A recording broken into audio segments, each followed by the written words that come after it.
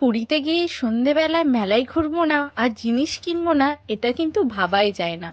কোথাও গিয়ে কিছু স্মৃতি তো নিয়ে আসতেই হয়, সে কারণেই সন্ধেবেলা বেরিয়ে পড়লাম মেলার উদ্দেশ্যে। আমরা ছিলাম স্বর্গদ্বার বিচে, ওখানে সামনেই মেলা বসেছে। পুরী গেলে আপনারা সারা বছরই ওখানে মেলা পেয়ে যাবেন। সারা বছরই সমুদ্রের ধারে নানান রকমের দোকান। এই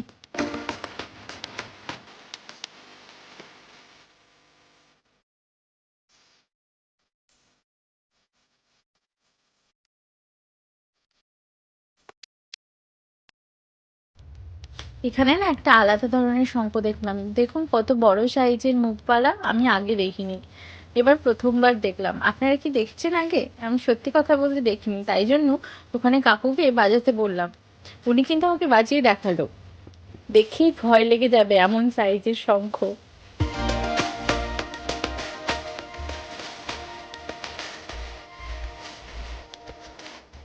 তারপরে বরমশাই ভালোবেসে একটা পছন্দ করে ব্রেসলেট কিনে দিল, দিয়ে আমি ওটা পরে নিয়েছিলাম তখনই। তারপরে আরো অনেক ঘর সাজানোর জিনিস, ঠাকুরের মূর্তি, নানান ধরনের শোপিস, ব্যাগ, অনেক কিছু দেখেছিলাম। দেখে নাও দোকানে কি কি আছে তোমরাও। আমি কিন্তু অনেক কিছু দেখেছি and কিনেছি, কি কি কিনলাম সেটা পরে কখনো শেয়ার করব। তারপরে এখানে চলে এসেছিলাম সুইট কর্ন খেতে। এটা কিন্তু দেখলাম বিচের পাশে পাওয়া যাচ্ছে, ভালোই, কিন্তু একবার ট্রাই করবে, খুব ভালো হয় খেতে। তো আমরা এখানে সুইট কর্ন খেলাম, দেন তারপরে আবার কন্টিনিউ করলাম শপিং।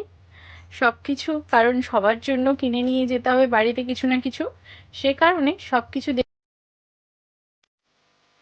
কি বলুন তো, বাড়ির সবার জন্য যদি ছোট ছোট কিছু জিনিস নিয়ে যাওয়া যায়, এতে কিন্তু সবাই, মানে জিনিসটা ছোট হলেও সবাই কিন্তু খুশি হয়ে যায়।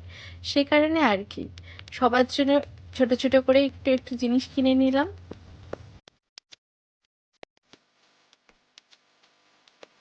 ওভারঅল আমার এক্সপিরিয়েন্স থেকে বলবো, তোমরা কিন্তু গিয়ে দোকানে যা দাম বলবে তার থেকে অর্ধেক দাম বলো।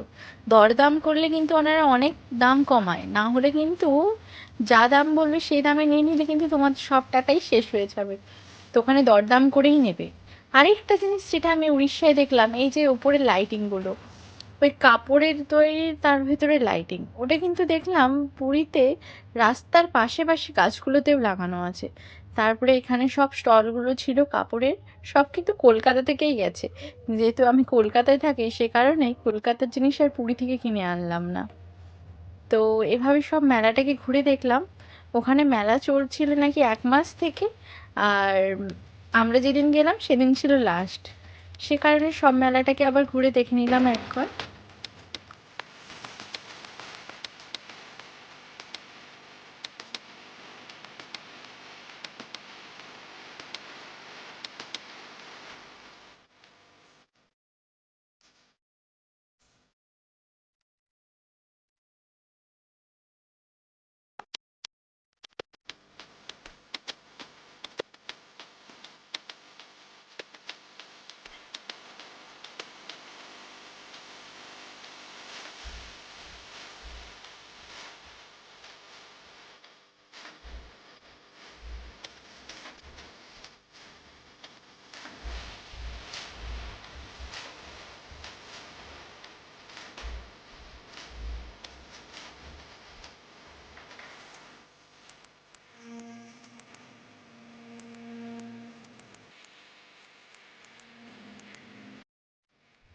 তারপরে এখানে দাদা একটা বাঁশি নিয়ে ট্রাই করছিল, বাঁশি বাজে নাকি।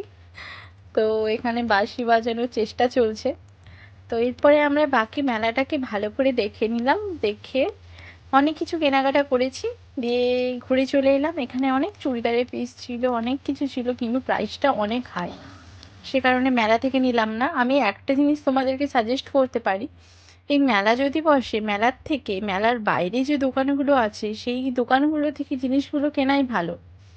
একই জিনিস মেলার ভেতরে দাম 350 টাকা, বাইরে 150 টাকা। তো বাইরে থেকে নিও। এরপরে আমরা চলে এলাম মেলার সামনেই এখানে একটা মাছের স্টলে, মাছ ভাজা খাবো। পুরী গিয়ে মাছ ভাজা খাবো না, এটা হতে পারে? সমুদ্রের ধারে তো মাছ ভাজাটাই স্পেশাল। তো সে কারণে আমরা চলে গেলাম এখানে মাছ ভাজা খেতে। এই দেখো এখানে অনেক ধরনের মাছ এখানে দেখতে পাচ্ছ, কাঁকড়াও আছে, চিংড়ির মাছ। তো আমরা ট্রাই করেছিলাম পমফ্রেট অ্যান্ড চিংড়ির মাছও ট্রাই করেছিলাম আগের দিন। ভালোই হয়, কিন্তু দেখে নেবে, কারণ যদিও এখানে অতটা হাইজেনিক হয় না, তো সে কারণে পেট বাঁচিয়েই খেতে হবে। এখানে চিকেন পকোড়া অনেক কিছু ছিল। তো আমরা ওখানে পমফ্রেট আর চিংড়িটা ট্রাই করেছিলাম। অ্যান্ড যেখানেই যাই মোমো তো আমার সবসময় ফেভারিট। তো সে কারণে ওখানে গিয়ে আমি 1 প্লেট মোমোও খেয়েছি।